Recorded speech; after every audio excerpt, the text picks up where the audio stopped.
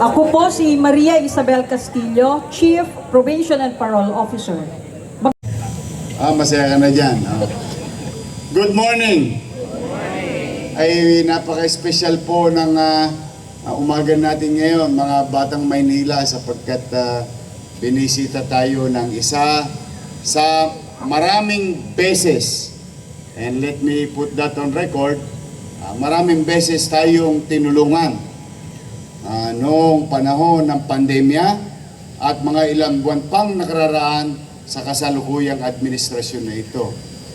Tinutulungan po niyo tayo kahit na, alam niyo, there are 1,600 plus local government units. But our visitor opted to look into Manila's situation and challenges. Kaya maraming beses ko rin siyang pinasalamatan at ngayon bilang pasasalamat din natin mga Batang Maynila, meron pa tayong darating na galing din sa kanya. Lalo na si Padilla, matutuwa yan si Director ng Manila Health Department, si Director Padilla, sapagkat siya po ay naglaan ng pondo para tayo makadagdag ng mga bibilhing ekwipo sa ating mga ospital. At masaya kami na siya ulit ang Health Committee Chair. So, muli mga Batang Maynila, I'd rather have you listen to her today at please give her a warm, yung pinakamainit na pagtanggap ng mga taga-lungsod ng Maynila sa ating Senador Risa Hontiveros.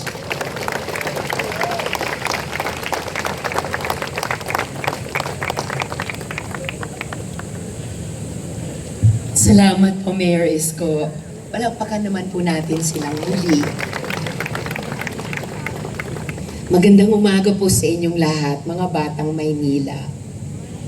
Good morning. Hayaan niyo po akong batiin ang natatangi ang ating mga pinunong kasama natin ngayong umaga. Of course, si Mayor Francisco Isko Domagoso, ang aking kabaro at kapwa-leader kababaihan, Vice Mayor Chi Atienza, Secretary to the Mayor Letlet Sarcal, City Administrator Attorney Wardy Quintos, Chief of Staff Cesar Chavez, ang ating pong mga konsehal ng lungsod ng Maynila, lahat po ng mga department heads sa City Hall, at lahat po ng mga kawani dito sa lungsod ng Maynila, pati po bilang bahagi ng ating mga national government agencies dito sa Maynila. Lunes na Lunes po, maaga pa lang, andito na po kayo. Kaya gusto kong magsimula sa pasasalamat. Thank you sa inyo, sa inyong mainit na pagtanggap sa akin. At gusto ko rin po magsimula sa pangungumusta. Kumusta po kayo? Okay lang. Okay naman.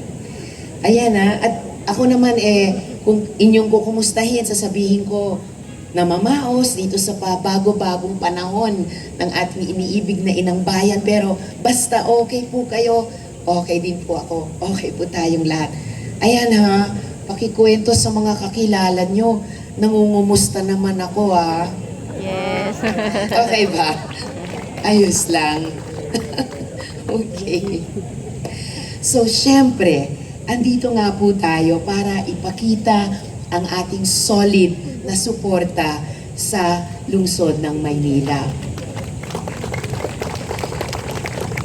At ito po ang mga good news na binanggit ni Mayor Isko. Naaprubahan na nga po ang mga medical equipment na hiniling ng ating opisina. Director Padilla. At ang mga ito po ay isang ultrasound machine Ayun. para sa Santa Ana Kulang. Hospital. Kulang yun. Yun. Isa pa pong ultrasound machine para sa GAT Andres Bonifacio Medical Center sa Tondo.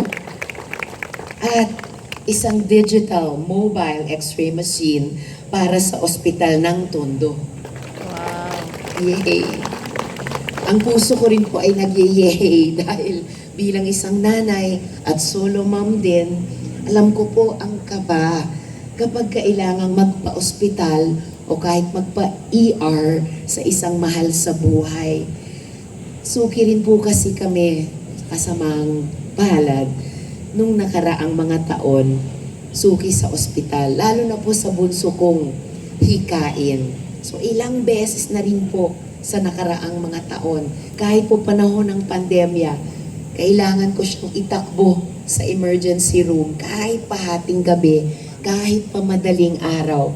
At dun lumagi ng ilang oras sa maginaw na emergency room o mainit na emergency room as the case may be hanggat i-stabilize yung kanyang kondisyon, yung kanyang paghinga. So in short, gets ko po kayo. Gets ko po kayo, Director Padilla at lahat po ng mga batang Maynila. Kaya dagdagan pa natin ang good news. Good.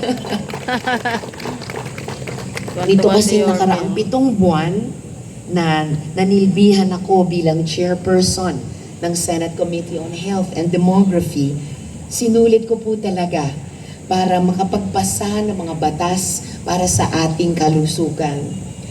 Isa po yung Philippine Geriatric Center na malapit na pong maging isang specialty hospital para sa ating mga lolo at lola at magkakaroon din po sa ng mga regional centers para sa pangangalaga nga po ng kalusugan ng ating mga senior citizens.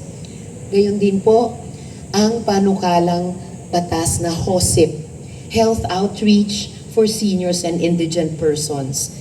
Libreng wheelchairs, hearing aids, at iba pang assistive devices para sa seniors at indigents na mamandate ang ating mga LGUs na dalhin na po ito sa mga tahanan ng ating mga seniors at indigents at hindi na po sila kailangang pumunta sa iba't ibang mga barangay health stations o rural health units sa buong bansa. At iba pang mga batas na aayusin ang ating universal healthcare system. Gagawin po natin, promise po mga batang Maynila, gagawin po natin ang makakaya para palaging tulad dito sa lungsod ng Maynila. Palaging gobyerno ang lumalapit sa tao sa oras ng pangangailangan. At hindi na po sila ang ating mga constituents sa buong bansa. Hindi na po sila dapat namamalimos ng tulong. Mayor Isko, Vice Mayor Chi, at sa buong pamahalaang lungsod na naglilingkod sa lahat po ng mga constituents ninyong mga batang Maynila, maraming salamat sa araw-araw na serbisyo ninyo at sa ating pagtutulungan. At makakaasa po kayo, kasama na po ang aking mabuting kaibigan sa maraming taon na si Ernest Ramel.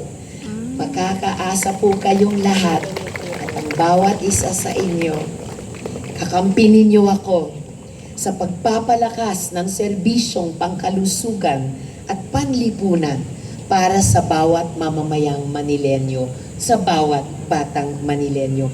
Mabuhay ang lungsod ng Maynila, mabuhay ang Pilipinas.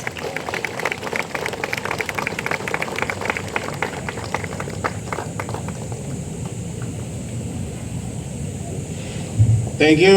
Muli, palakpakan natin, Senador Risa Ontiveros. Padilla, Paldo. Paldo ka na naman. Hindi, I'm happy, you know. As you all know naman, by this time, that even in the first term, my policy is very simple. MBN. Minimum Basic Needs. Housing, education, healthcare, and jobs. That's it. So anything na pwede natin magasta para tugunan yon, doon tayo pupunta. Mano pa kapag may mga tao, katulad ni Senator Risa Hontiveros, mga leader nasyonal, na tutulong sa atin tungo doon sa layunin nating makapagbigay at yung pangarap nating maabot yung pagpapataas ng antas ng pamumuhay sa lungsod ng Maynila. It's the quality of life that we are investing today and to the next generation. No, for now, palakpakan natin ng malakas si Senator Risa. So sa inyong lahat ngayon, magandang umaga ulit. Another week, another day. Every gising is a blessing. Ano man ang kinakarap nating pagsubok, love life, Ma'am Risa, basta love life, ito una ko nakikita. Inaanapan ko pa ito ng partner. Economic, personal, family, health, forget about it. That was yesterday. What is important is today. Buhay tayong lahat. Batang to. At sa lakas ng pangangatawan na pinagkaloob sa atin ng Diyos at pagkakataong ibinigay sa atin ng Diyos at ng taong bayan na maging tagapaglingkod nila. Let us excel today in the remainders of the week. Maglingkod tayo ng tapat. At pwede ba, as always, hinihingi ko sa inyo, pwede ba mag-smile kayo lagi? Yes. No, smile is a universal act. Even though kahit hindi mo kilala, pag nakita ka agad na bungal ka, di ba? Napapangiti na. Pag nakita na yung ipin mo, o napapangiti na gumagaan ang aura. Because most, if not all, people will go to this building is may problema. At tayo, ang nakikita nila na tagapagbigay ng solusyon sa kanilang kinakarap. Kaya, let's excel from it. But, for now, I wish that God will keep you healthy and safe for the remainders of the week na tayo naglilingkod sa taong bayan. Mag-iingat kayo. I love you. Yes, I love you. Yan, lawyer yun. Bata pa. Oh. Kaya lang, di ka na pwede. Kukulatayin ka ng nanay niyan. I love you and take care. Mag-iingat kayo. Pagpalain nawa kayo ng Pong May Kapal. Manila! God God first. first. Thank you.